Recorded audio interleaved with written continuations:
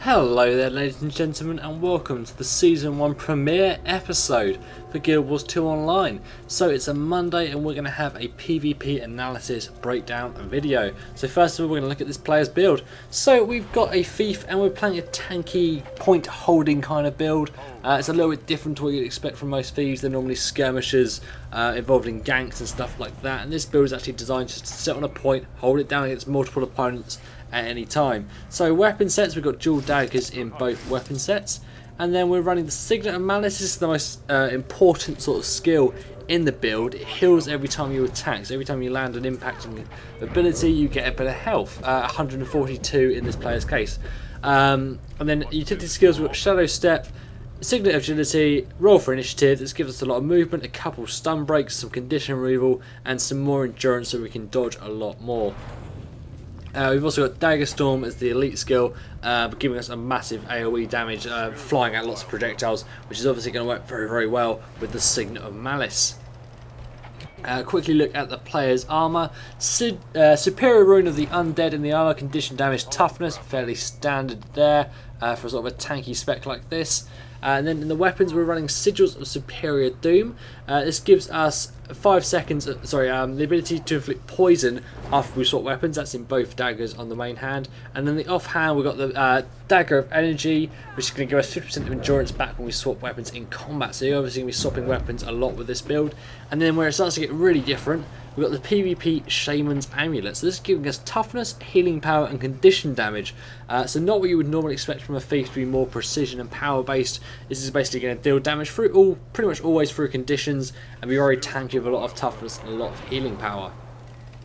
Looking at the health, you can see it is very, very low, only 13.8k. That's very, very, very low compared to many classes. I mean, a tanky Guardian's looking somewhere in the 20k region. If you built maybe a tanky Warrior or something like that, you might even get up to 25, pushing on to like 28k, something like that even. It's absolutely huge HP you can get out of professions like that. Looking at the traits now, we're going 0, 0, 20, 30, 20.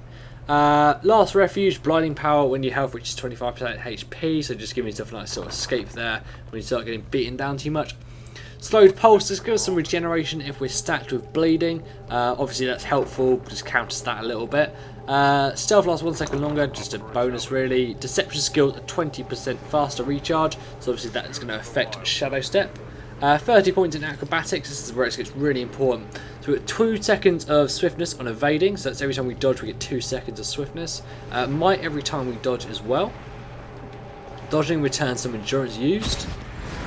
Heal whenever you use a skill that uses initiative, so heal yourself for a point of initiative, every point of initiative spent. So this is obviously going to give us some more HP every time we attack. Fluid Strikes increases damage by 10% when endurance is not full. Your endurance is hardly ever going to be full with this build because you're just dodging constantly. And then Quick Pockets gain free initiative on weapon swap, and we're also weapon swapping constantly. So you're seeing how the synergy is beginning to build up now. Finally, we've got 20 points in Trickery, giving us Kleptomaniac. Stealing gives you free initiative, obviously a bit more initiative bonus there. Leaving behind Caltrops when you dodge, like I said, we're going to be dodging loads. 3 more initiative from that in our actual whole pool, so we've got 13 initiative now. And then Bountiful Theft, just stealing grants us a bit of vigour on us and nearby allies. It also steals boons from the target and grants them to nearby allies as well, so it's just really a bonus thing in there. But it does help, obviously you want to get the condition damage from that trait line, which is one of the main reasons we went that far into it. So now we're just getting to the start of the match. Hope you enjoy the video. On the Forest of Niflhel. So this is an interesting map. It has some NPC bosses, which are the mechanic that you want to be bringing down. This build is really not made for that, however. We're going to see the player attempt it later, so we do get to see how it can be done, but it's definitely not an easy thing at all. It's really not designed for stealing bosses or attempting to even get your own boss. So we're just going to skip past our capture point and skip past the boss as we head up towards the keep. So this build is really good for holding down central points, especially good on the Legacy of the Foefire map where you've got a lot of manoeuvrability on the central point. But it is good on most other maps as well for just holding down the centre, because you're able to just dodge around a little bit more on those sort of areas, especially on this map where you've got a nice wide area around it. So this warrior we're engaging against at the moment, we open up there with Death Blossom. There's the number 3 skill, which is basically the heal in effect for this build, because it has the Signet of Malice that heals every time we land an attack. That lands 3 impacts and also stacks up some bleeding on the target, so it's basically the perfect skill. We get 450 HP or thereabouts every time we cast it, if we land all 3 hits on 1 player. Of course, if you're hitting 2 players, you get 900 HP. And if we're hitting 3 players like we were there, we're getting massive amounts. So you're seeing how all these 3 players on us now, we're still just tanking it very, very effectively. I'm going to slow the video down just so we can see how it works. So we stole that from this warrior. It's always a good idea to try and steal from warriors when you're running this build, because it gives you that whirling axe ability, which basically makes a massive heal in effect, because you're just dealing out AoE damage to lots of targets around you. It just heals you back up very effectively. Let's speed the camera back up a little bit as we continue to watch this fight. So it also stacks up good stacks of bleeding from the Death Blossom. You're seeing the bleeding stacks there bringing down that warrior. Many of the blue players are now being brought down as well. Another difficult thing about this build is trying to finish off a player. It's definitely not easy, because you can't stay still with this build, because you'll just be destroyed. So the best way is to just keep jumping around, doing the Death Blossom, trying to kill the target that's trying to heal the person who's down. Obviously it worked out very well in this case. I'm going to get a couple finishes here. So a good start now by the red team. They have lost the mine. The blues went round behind them and countered them and took that. But all in all, a good start to the game from them. And you got to see pretty much how this build works in effect against multiple opponents, because you just can keep spamming that Death Blossom skill. Now, when it really gets interesting is when you're fighting someone who has lots of pets, minions, Minion Master Necro, stuff like that. Because of course, every hit on one of those also gives you HP, so you can heal up really, really quickly just from AoEing the groups of them like that. The bone minions are some of the best, because they often have 3 of those up. So any minion master necros you come across, this build's a fantastic counter against them. As speaking of necros, we're now against one now over at the Henge in a 1v1 engagement for the moment. So this is the weakness of this build, is that if you start getting hit CC'd and you don't have any ability to move around to get out of it, because we do at the moment have 2 utility skills which will break a hard CC, but unfortunately when you get times that you are countered and you don't have any of those up, you get hit too hard with conditions and you will be brought down quite quickly. So the red team basically bought some critical mass at this point, which is what's going to give them the advantage here. But our player did do a good job of just dodging around that Necromancer. And basically, even though the Necro is very good at stacking up conditions, we didn't have anything really hit us. Had to use our roll for initiative skill once there, so we're not really relying too much on our utility at the moment. We're not being pressured that hard. You want to hold it back for as long as possible. You don't want to be using it too often, because then you won't have it when you really need it.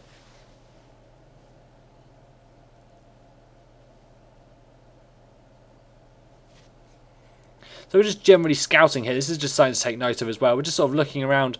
You've got 2 vantage points from here. You can see across towards the base of the keep, and you can also see up towards their gate, as we can see them now. So we can see when players are coming. We can see a thief up there. No doubt he's going to head over towards us. So he has seen us come over towards this point, so we know we're around here. But basically we're going to hide now behind this pillar. That's going to give him line of sight issues. So he'll arrive, he won't know that we're here, he'll think we might have left, something like that. So it's something to bear in mind as well. Line of sight, just for key the element of surprise, obviously a very important part of this game. Use the terrain as much as you can, as it just can give you a great little advantage. So we're seeing that player coming in there. There was someone that's coming behind him as well, which is that Necromancer from before. So now we've got a 2v1. So we are getting hit now with quite a few conditions. We've got a bit of vulnerability stacked up on us. And this is going to be an issue now. We're getting CC'd, using our F skill there to break it. Sorry, our third utility skill, the roll for initiative. But we're getting brought down. So the main reason for that was one of the weaknesses of this build is getting hit by burst damage too quickly when you can't avoid it and you can't run away. On these 2 side capture points on this map, you're a bit too enclosed, and it is a weakness of it. You want to be really on the centre point for this map. Whereas on the Kylo, you want to be on the side points. Legacy of the Foe-Fire, you want to be in the middle. The middle point of Legacy of the Foe-Fire is fantastic for this build, because you've got so much mobility in the area, because it's such a big capture point. You can move around it without going out of it, and you can really get into the flow of this build and just keep dodging and keep the target guessing. So we saw a player from the blue team running along there, and I'm not sure quite. I think our player's looking for them and getting a little bit confused and lost. Yeah, there's not a way through there, mate. Go back, yep. You have to go around the long way. There's no shortcuts through there. So we're seeing Svanir back up now. This is the bit I said about before. This build is definitely not that effective at bringing down the bosses on this map. This is probably one of actually the worst maps for this build, even though you're seeing we're going to showcase it for this match. We might again get another match from this player using this build, maybe on Legacy of the Fire where it's really effective. So now we're in this engagement against Svanir. You can see it just deals some really heavy damage, and we just can't get enough Death Blossoms off to keep our HP up and avoid the damage. And also, we're now being attacked by another player from the blue team. So this is now it's going to get very interesting. We have to escape this, putting out there using our Q. So that is a big issue now. We've had to use our heal skill to get back up. But we come back in, popping off our elite skill. Fantastic steal there, regaining the boss off of this player. We're getting CC'd now, but we don't have any of our CC breakers, so that's going to be an issue with that immobilization. But we've got some support coming in. And the red team basically making a nice little victory there. Using the heal again, you really want to avoid using that heal as much as possible. You want to hold back on it as much as you can. Obviously, whenever it's on cooldown, the signets don't trigger their passive effect, so we're not getting any of the healing from our attacks. So the only healing we're getting back is the stuff from using initiative skills. So even when it is on cooldown, you also get a little bit of healing, but you don't really want to use it. You want to use it as minimum amount as you can, and just have it sat there ticking away. So the main part of this build, you really just want to be constantly moving. You never want to stay still. It's very good for holding down a capture point such as the central point, because you can see the flat area around us. That obviously gives us a lot of mobility around. It also gives us some good escape routes as well, where we can get some distance using our skills such as the Shadow Step skill to just run away. Now, Shadow Step's also a very important part we should talk about. It has two different modes. So you Shadow Step away from a player, so you can just click wherever you want. And then you can also Shadow Step back. So with a build like this, you can basically Shadow Step away, regain HP a little bit, and then pop back in using the re-triggering it and just get back into the fight. Or you can just wait for an optimum time, that kind of thing. You can pop away, hide somewhere for a second before jumping back in, popping off your elite skill, racking up a load of HP from that on all the targets that are around you, and then getting back into the fight, really. You'll notice as well our player dodge rolling out of the way and nothing. This is because this build regains so much initiative, regains the endurance so quickly. It's absolutely fantastic at just keeping you mobile because of the swiftness boon you get from it. So I'm just going to pause it for a second here. Where we're hiding up against this wall is really important. This is where the size of your character really comes into play. This is a Sylvari, so they're fairly short. These Yura are obviously much shorter, and they can do this even better. If you tuck up against this wall, they can't actually see you as they come over the ledge. So you've really got the element of surprise. You've seen that player there just coming right in past us, not knowing we're here. We're jumping out of the Death Blossom, stacking up 3 stacks of bleeding on each of these players. So we've got 2v1 now. We've stolen from the thief, and we've got a stealth ability we can proc if we need it to try and get out. So notice we're just dodging about so much, and not using our utility unless we have to. Another Death Blossom there, giving us back a whole load of HP. Using our our utility skill there, the E skill to get us out of the fray a little bit. I'm actually going to rewind this fight just a second. Let's just pause it, take it back a few seconds, and watch this little fight again. So these two players came in here, they jumped down right in front of us, and we're opening up with the Death Blossom to stack a few stacks of bleeding on them.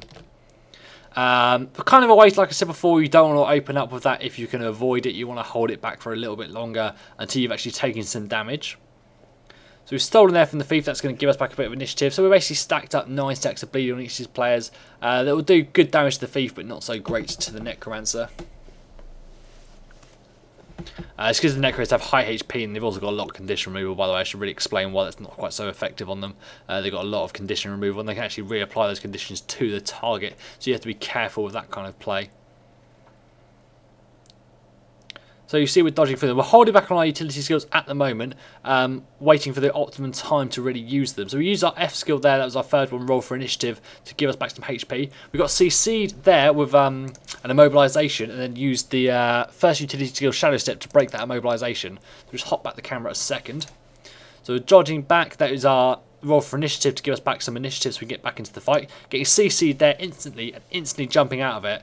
Just a second back, just to watch that again. Coming back in. Initiative, sorry, we're getting immobilised there by one of the players. Instantly popping away using our E skill, popping back into the fight. So let's just remove that condition, got rid of some of the conditions, and we're instantly back into the fray and able to start spamming our skills again to keep our HP up nice and high.